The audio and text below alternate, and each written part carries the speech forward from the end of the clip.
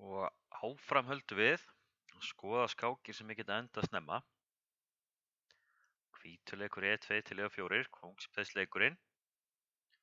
Svartur svarar hérna með C7 til C6 og valdar þá þennan reit og undirbýr að leika drottningapeðinu fram með 2 reiti og þessi byrjun heitir Karo kann vörn sem svartur gerir með þessum leikir C7 til C6. Hvítur svarar með drottningapeðsleik og þá kemur þessi hérna leikur. Og hvítur ákveður að valda peðið, það eru ýmsar leiðir hægt að fara, þetta er ein algengasta. Og svartur drepur hérna og hvítur drepur.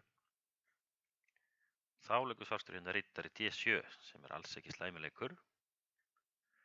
Og hvítur leikur drottningunni hingað og ef þið sjáið svarta kónginn, þá eru reitirnir í kringum hann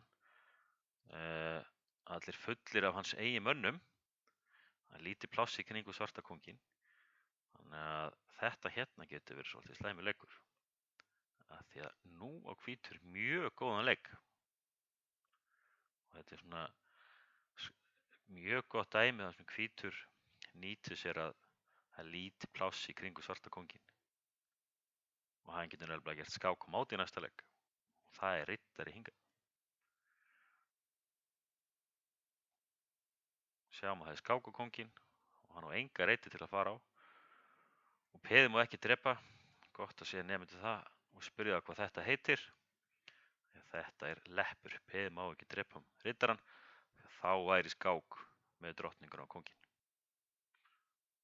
Takk fyrir þetta.